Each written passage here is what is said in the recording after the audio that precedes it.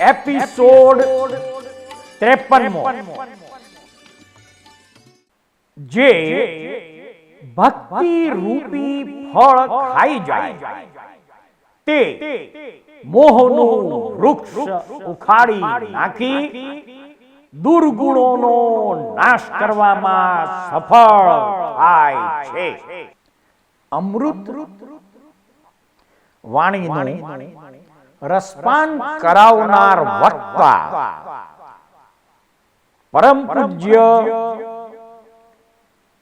શ્રી 1008 અધ્યાત્મ યોગી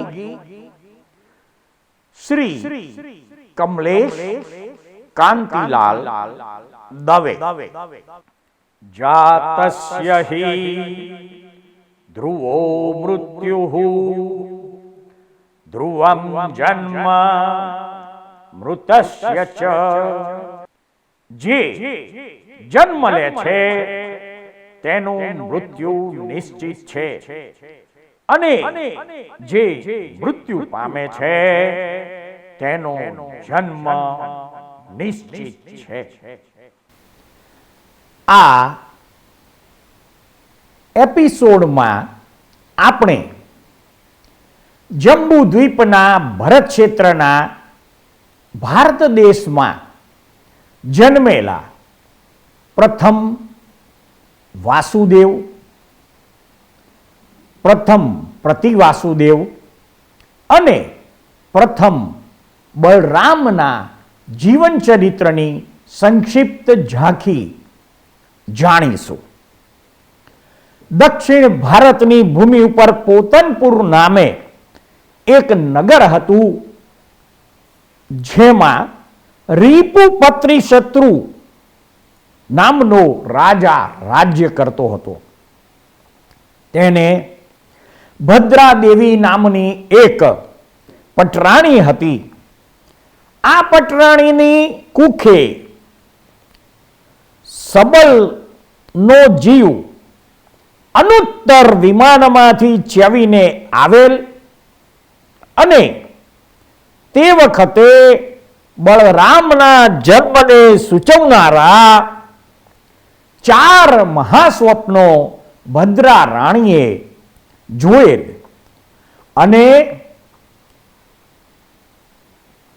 સવારમાં રાણીએ રીપુપત્રી શત્રુ રાજાને આ સ્વપ્નો જણાવે અને રાજાએ પોતાના જ્ઞાનને આધારે કહ્યું કે તમે લોકોત્તર બળવાળા બલરામને જન્મ આપશો અને 9 મહિના પછી બાળક જન્મતા રાજાએ તેનું નામ અચલ પાડેલ.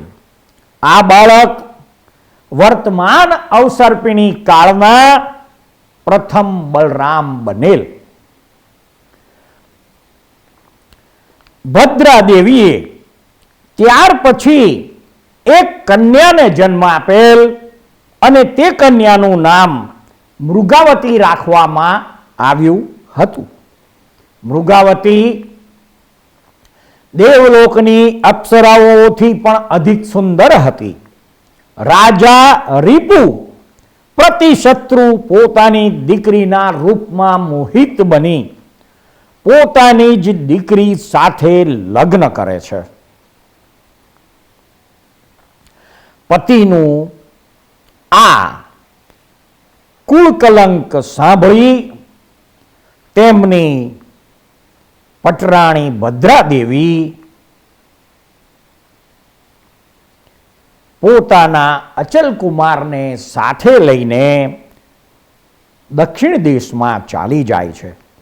કારણ કે જ્યાં દુર્જનોના મહેણાના વચનો ન સાંભળવા પડે તે દેશ જ ઉત્તમ સમજવો.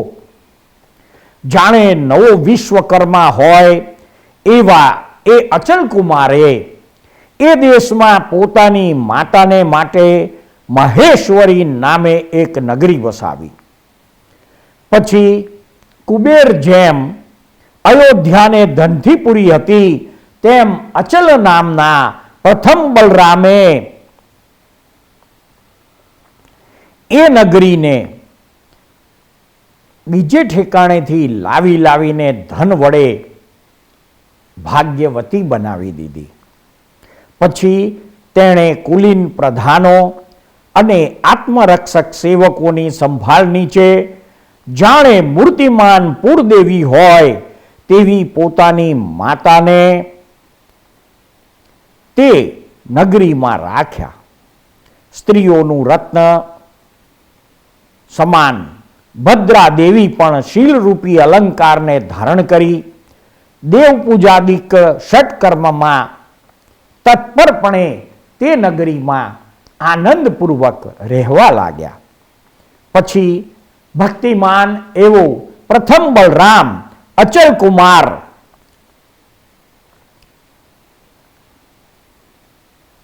યુવાવસ્થામાં પ્રવેશતા પોતનપુર નગરમાં પોતાના પિતા પાસે આવ્યો. જેવો તેવો પિતા પણ સત્પુરુષોને પૂજ્ય છે. અચલકુમાર પૂર્વ પ્રમાણે જ પિતાની સેવા કરતો રહ્યો. વિદ્વાનો પૂજ્ય પુરુષના ચરિત્રની ચર્ચા કરતા નથી. હવે ચંદ્રને રોહિણીની જેમ રાજાએ મૃગલોચના મૃગાવતીને પટરાણીની પદવીએ સ્થાપન કરી. કેટલોક કાળ ગયા પછી વિશ્વભૂતિ મુનિનો જીવ મહાશુક્ર દેવલોકમાંથી ચ્યવીને મૃગાવતીની કુક્ષીમાં અવતર્યો. રાત્રિને પાછલે પહોરે વાસુદેવના જન્મને સૂચવનારા 7 સ્વપ્નો મૃગાવતીએ સૂતા સૂતા જોયા. પહેલે સ્વપ્ને કુમકુમની જેમ અરુણ કેસરી વાળા ચંદ્રની રેખા જેવા તીક્ષ્ણ નખવાળો અને ચામરની જેવા પૂંછને ધારણ કરનારો યુવાન કેસરી સિંહ જોયો. બીજા સ્વપ્નમાં સૂંઢમાં શિરોબકે ભરેલા કુંભ છે એવા 2 હસ્તીઓથી જેનો અભિષેક થાય છે એવા પદ્માસન પર બેઠેલા શ્રી લક્ષ્મી દેવીને જોયા. ત્રીજા સ્વપ્નમાં મહા અંધકારને વિદારતો, રાત્રિને દિવસ કરતો અને ઉગ્ર તેજને પ્રસરાવતો સૂર્ય જોયો. ચોથા સ્વપ્નમાં સ્વચ્છ અને સ્વાદિષ્ટ જળથી ભરેલો, મુખ પર પુંડરીક કમળોથી અર્ચિત થયેલો અને સુવર્ણની ઘંટા તથા પુષ્પની માળાવાળો કુંભ જોયો. પાંચમા સ્વપ્નમાં અનેક જાતિના જલચર પ્રાણીઓથી ભરેલો, રત્નના સમૂહથી પ્રકાશતો અને ગગનમાં કલ્લોળને ઉછાળતો એવો મહાસમુદ્ર જોયો. છઠ્ઠા સ્વપ્નમાં 5 વર્ણના મણિઓની કાંતિના પ્રસારથી આકાશના આંગણામાં ઇન્દ્રધનુષની શોભાને વિસ્તારતો રત્નનો ઢગલો જોવામાં આવ્યો. સાતમા સ્વપ્નમાં જ્વાળાથી આકાશને પલ્લવિત કરતો અને દ્રષ્ટિને આલોક વડે સુખ આપતો નિર્ધૂમ અગ્નિ જોવામાં આવ્યો. આ પ્રમાણે 7 સ્વપ્નો જોઈ મૃગાવતી જાગી ગઈ અને સવાર થતા તેણે રાજાને તે વાર્તા જણાવી. રાજાએ પોતાની મતિ અને જ્ઞાનના આધારે મૃગાવતીને કહ્યું કે તમે અર્ધચક્રી એવા વાસુદેવને જન્મ આપશો. પ્રાતઃકાળે રાજાએ નિમિત્તિયાઓને બોલાવીને પણ પૂછ્યું તો તેઓએ પણ સ્વપ્નનું ફળ તે જ પ્રમાણે કીધું. ગર્ભ સમય પૂરો થતા 9 માસ વીતી ગયા અને 80 ધનુષ્યની કાયા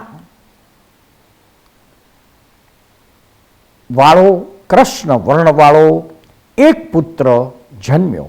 તે વખતે દિશાઓ પ્રસન્ન થઈ ગઈ, પૃથ્વી ઉલ્લાસ પામી અને રાજાના મનની પેઠી સર્વજનો હર્ષ પામ્યા.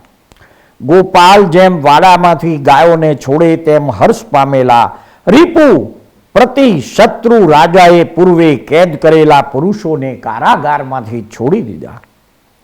આવનારી વાસુદેવપણાની લક્ષ્મીને જાણે તે અગાઉથી સ્થાન કરી આપતો હોય તેમ કામધેનુની જેમ યાચકોને ઈચ્છાનુસાર રાજા દાન આપવા લાગ્યો. લોકોમાં પણ પુત્ર વિવાહની જેમ તે રાજપુત્રના જન્મનો મોટો ઉત્સવ પ્રવર્તી રહ્યો. હાથમાં માંગલિક વસ્તુઓ લઈને સૌભાગ્યવતી સ્ત્રીઓ રાજમંદિરમાં આવવા લાગી. ત્યાં ન સમાવવાથી તેમના પરસ્પર સંઘર્ષણ વડે ગામમાં પણ મોટી ભીડ થઈ ગઈ. રાજગૃહની જેમ શહેરમાં પણ ઠેકાણે ઠેકાણે તોરણ બાંધવામાં આવ્યા અને સ્થાને સ્થાને સંગીત પ્રવર્તી રહ્યા.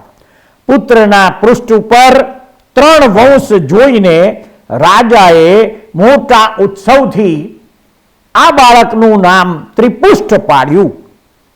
ધાત્રીઓએ લાલન પાલન કરેલો અને અચલ બલદેવની સાથે ક્રીડા કરતો ત્રિપુષ્ટ કુમાર ધીમે ધીમે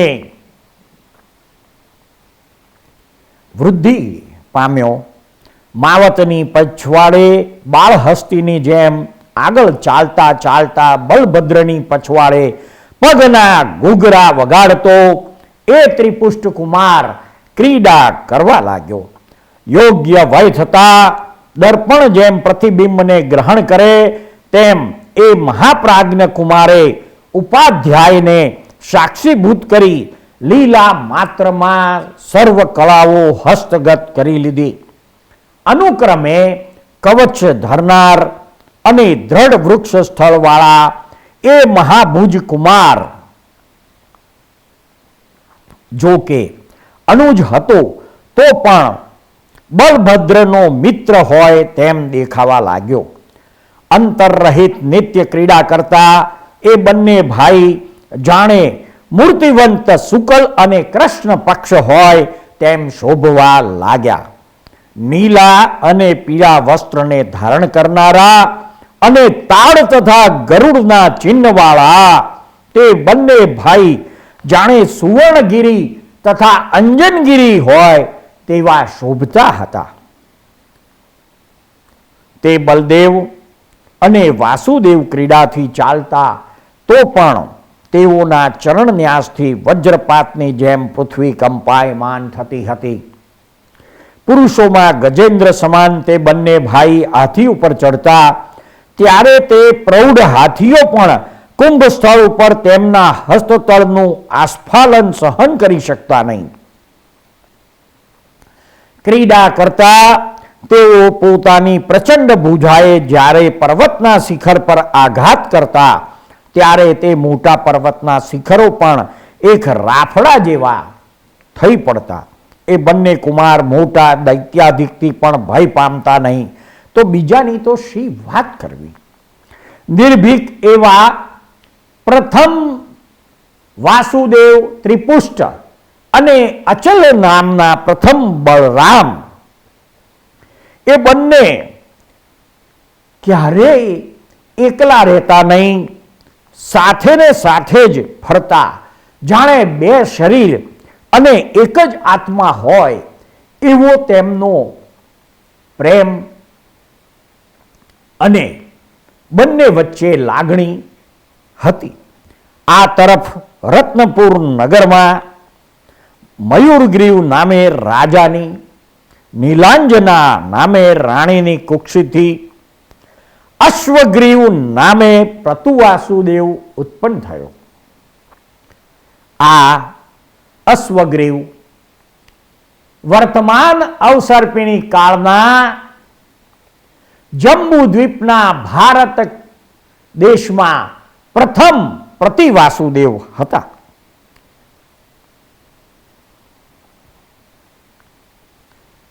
મોટા હસ્તીઓના કુંભ સ્થળોને ફાડી નાખતા છતાં પણ જેમ સિંહની કંડું શાંત થાય નહીં, તેમ અનેક શત્રુઓને કૂટવાથી પણ તે અશ્વગ્રીવ પતિ વાસુદેવની ભુજાની કંડું શાંત નથી થતી. એ મહાબાહુ અને પરાક્રમી વીર રણ સંગ્રામમાં એવો કુતૂહલી હતો કે યુદ્ધ કરતા શત્રુઓથી જેવો પ્રસન્ન થતો તેવો શત્રુઓના નમ્ર થવાથી પ્રસન્ન થતો નહીં.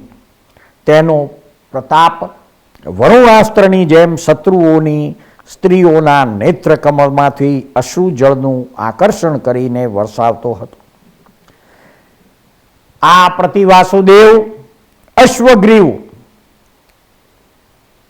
ના હાથમાં દિશાઓના ચક્રને આક્રમણ કરનારું એક ચક્ર હતું, જે શત્રુઓને ઉત્પાત કરનાર બીજો સૂર્ય હોય તેવું જણાવતું હતું.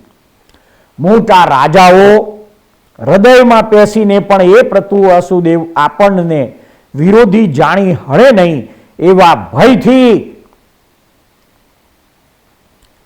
પોતાની અભિવ્યક્તિ ચિંતવી શકતા નહોતા. યોગી પુરુષો જેમ પરમાત્માને ભૂલે નહીં, તેમ સર્વ રાજાઓ કોઈ દિવસ પણ તેને પોતાના હૃદયમાંથી ભૂલી જતા નહોતા. તે અશ્વગ્રીવ પ્રતિવાસુદેવ પોતાના પરાક્રમથી, જેમાં વૈતાઢ્ય પર્વત આઘાટ શિલામય સ્તંભરૂપ છે, એવા ભરતખંડના 3 ખંડ અર્થાત ભરત ક્ષેત્રના 3 ખંડ આ પ્રતિવાસુદેવે પોતાને સ્વાધીન કરી લીધા. તેમજ વિદ્યાધરોમાં પણ ઉત્તમ એવા એ પ્રતિવાસુદેવે જાણે વૈતાઢ્ય પર્વતની 2 ભુજાઓ હોય તેવી વિદ્યાધરોની 2 શ્રેણીઓ વિદ્યા અને પરાક્રમથી પોતે જીતી લીધી. માગધ, પ્રભાસ અને વરદાન તીર્થોના અધિપતિઓને પોતાના વશમાં કરી દીધા. 16,000 મુકુટબંધ રાજાઓ તેના ઉગ્ર શાસનને મુકુટની જેમ પોતાના મસ્તક પર ધારણ કરવા લાગ્યા. આવી રીતે આ મોટી ભુજવાળો પ્રતિવાસુદેવ એક છત્ર સામ્રાજ્યને ભોગવતો અને કાળનો નિર્વાહ કરતો પૃથ્વીમાં ઇન્દ્રની જેમ રહેતો હતો.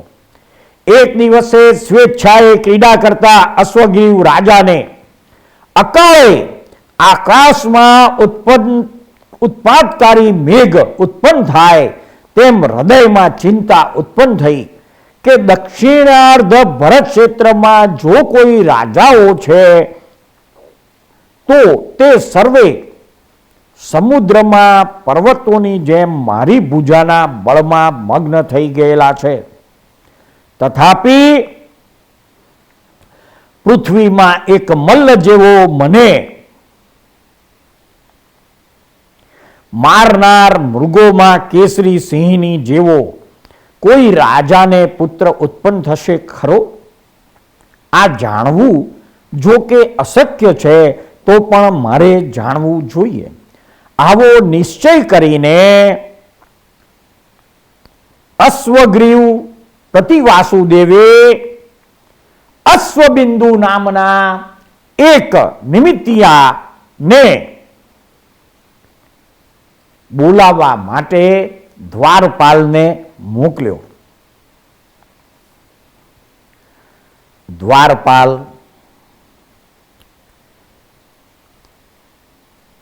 દ્વારપાલે અશ્વગ્રીવ રાજાને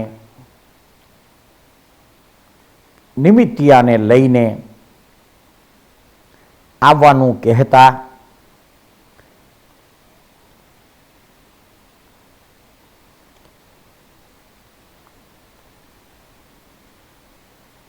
નિમિત્તજ્ઞ હાજર થયો, પરંતુ નિમિત્તિયાએ પ્રતિવાસુદેવના વખાણ કર્યા ત્યારે છેવટે નિમિતિયાએ પ્રતિવાસુદેવને જણાવ્યું કે તમારા ચંડવેગ નામના દૂતનો જે પરાભવ કરશે અને પશ્ચિમ દિશાના અંત પર રહેલા સિંહને જે મારશે તે તમારો પણ વધ કરનાર થશે. નિમિતિયાની આવી વાર્તા સાંભળીને મેઘની ગર્જનાથી પ્રવાસીની જેમ અશ્વગ્રીવ રાજા ગ્લાનિ પામી ગયો, પરંતુ ઉપરથી કૃત્રિમ પૂજા કરી તે નિમિત્યાને શત્રુના દૂતની જેમ વિદાય કર્યો. તેવા અવસરે એક યુવાન કેસરી સિંહે પશ્ચિમ દેશને ઉજ્જડ કર્યાના સમાચાર સાંભળ્યા. એટલે રાજાએ તે સિંહના વધ કરનાર પુરુષને જાણવા માટે તે પ્રદેશમાં સાળીના છોડ ઉગાડાવડ્યા અને તે સાળી છોડોની રક્ષા કરવા માટે 16,000 રાજાઓને રહેવાની આજ્ઞા કરી. તે રાજાઓ પોતાના શસ્ત્રાદિ વડે સન્નબદ્ધ થઈ ત્યાં જઈને ગોવાળ જેમ ગાયોની રક્ષા કરે તેમ તે સાળી ક્ષેત્રની રક્ષા કરવા લાગ્યા. એક વખત પ્રતિવાસુદેવ સભામાં આવી પોતાના અમાત્ય, સેનાપતિ અને સામંત વગેરે સભાસદો પ્રત્યે કહેવા લાગ્યો કે મારા સામંત રાજાઓમાં અને સેનાનીઓ વગેરેમાં હાલ અસાધારણ પરાક્રમવાળો કોઈ મહાભુજ કુમાર છે? તેઓએ કહ્યું, હે દેવ, સૂર્યની આગળ કોણ વધારે તેજસ્વી હોય? પવનની પાસે કોણ પરાક્રમી હોય? ગરુડ કરતા કોનો વેગ વધારે હોય? મેરુ પર્વત આગળ કોની ગૌરવતા હોય? અને સમુદ્ર કરતા કોણ વધારે ગંભીર હોય? તેમ મહાપરાક્રમી એવા આપની પાસે કયો પુરુષ વિશેષ પરાક્રમી ગણાય? રાજાએ કહ્યું, આ તમારું વચન એ ખુશામતનું વચન છે, વાસ્તવિક નથી. હંમેશા બળવાન પુરુષોથી પણ બળવાન પુરુષો આ પૃથ્વી પર રહેલા છે અને તેથી જ પૃથ્વી બહુરત્ના વસુંધરા કહેવાય છે. તેવામાં સુંદર લોચન વાળો એક મંત્રી બૃહસ્પતિની જેમ સ્ફુટ અને યથાર્થ વાણીથી બોલી ઉઠ્યો, હે રાજેન્દ્ર, આ પૃથ્વી પર પ્રજાપતિ રાજાના દેવ જેવા 2 કુમારો છે. તેઓ સર્વ મનુષ્ય વીરોને તૃણ જેવા ગણે છે. મંત્રીના આવા વચન સાંભળી તત્કાળ રાજાએ સભા વિસર્જન કરી અને ચંડવેગ નામના પોતાના એક દૂતને કોઈ મતલબ સમજાવી પ્રજાપતિ રાજાની પાસે મોકલ્યો. એ દૂત સારા સારા રથીઓ અને શ્રેષ્ઠ ઘોડેસવારોને સાથે લઈને પોતાના રાજાના તેજની જેમ પોતનપુર નગરે આવી પહોંચ્યો. ત્યાં પ્રજાપતિ રાજા સર્વ અલંકારોથી વિભૂષિત થઈને જલ જંતુઓ સહિત વરુણની જેમ અચલ તથા ત્રિપુષ્ટ કુમાર, સામંત રાજાઓ, સેનાપતિઓ, મોટા અમાત્યો અને પુરોહિત, પ્રમુખ માન્ય પુરુષો તેમજ પ્રધાન પુરુષોની સાથે મહર્દિક દેવની જેમ સભા ભરીને બેઠા હતા અને નિશંકપણે સંગીત સભામાં ચાલુ હતું. એ સંગીતમાં વિચિત્ર અંગચેષ્ટા અને અંગહાર પૂર્વક સુંદર નૃત્ય ચાલી રહ્યું હતું. ધ્વનિ કરતા મૃદંગના ઘોષથી આકાશ તથા ગુફાનો ભાગ ગાજી રહેતો હતો. ગાયનના સ્પષ્ટ ઉદ્ગારથી મધુર વીણાને જીવન મળતું હતું. ગ્રામ તથા રાગ રાગિણીને પ્રગટ કરનારી વીણા શ્રુતિઓને વ્યક્ત કરતી હતી અને તાલને અનુસરીને ગાયનનો આરંભ થતો હતો. તે વખતે દ્વારપાળો જેની ગતિને અટકાવી શક્યા નહીં એવો ચંડવેગ દૂત વીજળીના ચમત્કારની જેમ સંગીત સભામાં દાખલ થયો.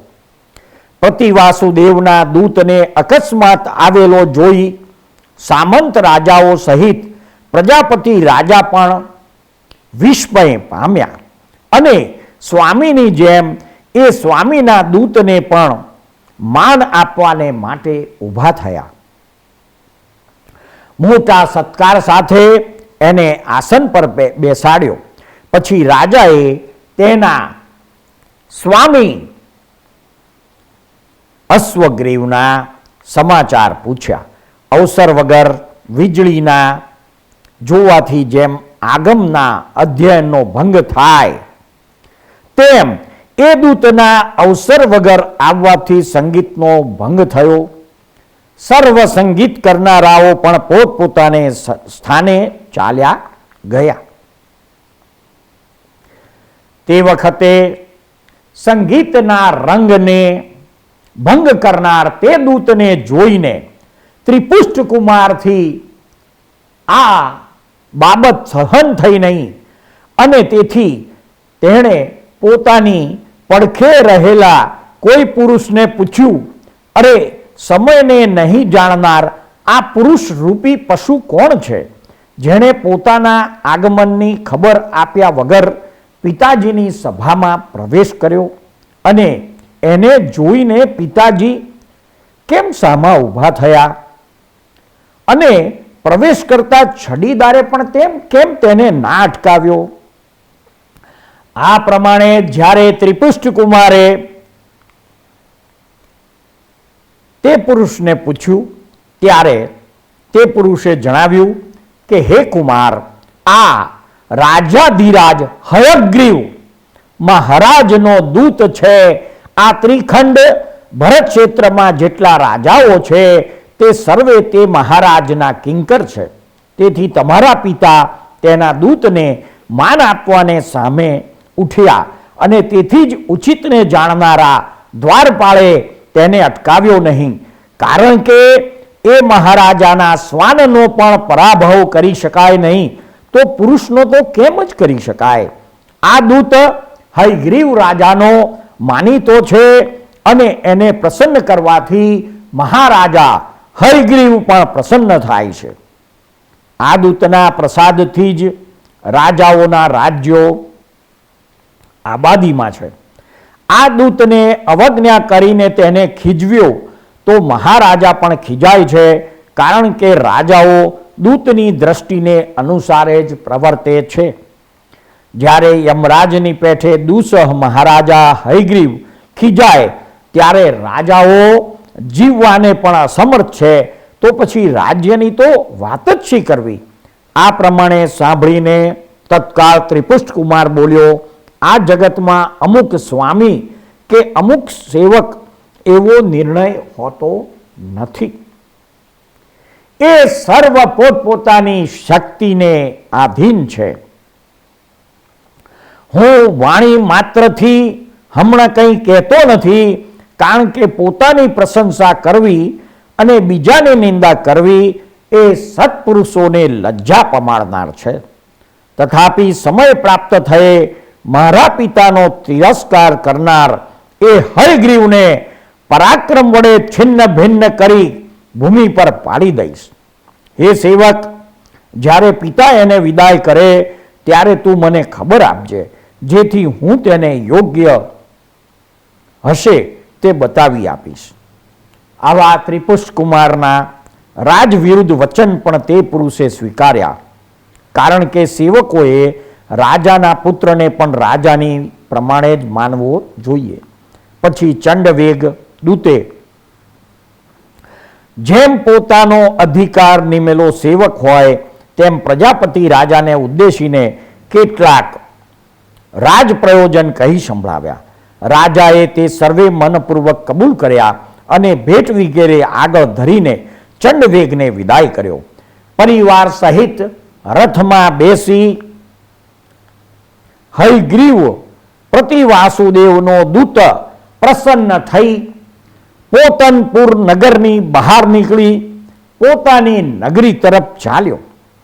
તેને રવાના કર્યાના ખબર જાણીને મહાબળવાન ત્રિપુષ્ટ કુમારે આગળ જઈ પવન સહિત દાવાનળ જેમ વટે માર્ગુને અટકાવે તેમ તેને અટકાવ્યો અને કહ્યું, રે દીઠ પાપિષ્ટ દુષ્ટ પશુ, તું દૂત છતાં રાજાની પેઠે કેમ વર્તે છે? હે મૂર્ખ, જેવી રીતે તે સંગીત રંગનો ભંગ કર્યો તેવી રીતે બીજો મરવાને ન ઈચ્છતો કયો સચેતન પશુ પણ કરે? એક સાધારણ ગૃહસ્થને ઘેર રાજા આવે તો પણ તે પોતે પહેલા ખબર આપીને પછી પ્રવેશ કરે એવી વિદ્વાનોની નીતિ છે. તે છતાં તું જાણે પૃથ્વી ફાડીને નીકળ્યો હોય તેમ અકસ્માત સભામાં શા માટે આવ્યો? જોકે સરળ સ્વભાવવાળા મારા પિતાશ્રીએ તારું અવિનીતપણું છતાં તારો સત્કાર કર્યો, પણ તે ફુગટ કર્યો છે. હે દુષ્ટ, જે શક્તિથી તું દુર્વિનીત થયેલો છે તે તારી શક્તિ હવે પ્રકાશ કર, નહીં તો આ તારા અન્યાયરૂપ વૃક્ષનું ફળ તો હું તને હમણાં જ બતાવું છું. આ પ્રમાણે કહીને ત્રિપુષ્ટ કુમારે મુષ્ટિ ઉગામી અને તેને મારવા જાય છે. તેવામાં સમીપ રહેલા અચુલ કુમારે તેને અટકાવીને કહ્યું, હે કુમાર, બસ કરો. આ નરરૂપી ક્રીડાની ઉપર પ્રહાર કરશો નહીં. આક્રોશ કરનારા પિયાળિયાઓની ઉપર કેસરીસિંહ પ્રહાર કરે નહીં. દૂત કદી અવરું આચરણ કરે તો પણ તે વધ કરવાને યોગ્ય નથી. વળી વિરૂપ બોલનારો પણ બ્રાહ્મણ તેની બ્રાહ્મણ્યતાને લીધે વધ કરવા યોગ્ય નથી. તેથી આ કઠોર પુરુષની ઉપર ક્રોધ ન કરો. સૃષ્ટિના અદ્ભુત રહસ્યો નામાભિધાનથી અલંકૃત થયેલી ધારાવાહિક કથા ના આ એપિસોડને શાંતિથી ધીરજપૂર્વક સાંભળનાર પ્રત્યેક શ્રોતાનો તથા આ એપિસોડ નિહાળનાર પ્રત્યેક દર્શકોનો અમો સાચા અંતસ્કરણપૂર્વક ખૂબ ખૂબ આભાર માનીએ છીએ. જય સચ્ચિદાનંદ.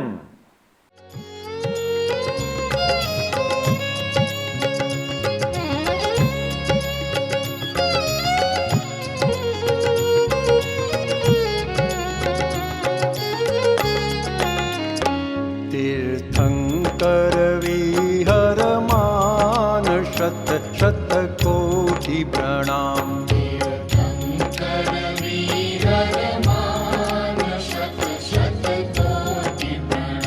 जय कुल्ला केवल ज्ञान.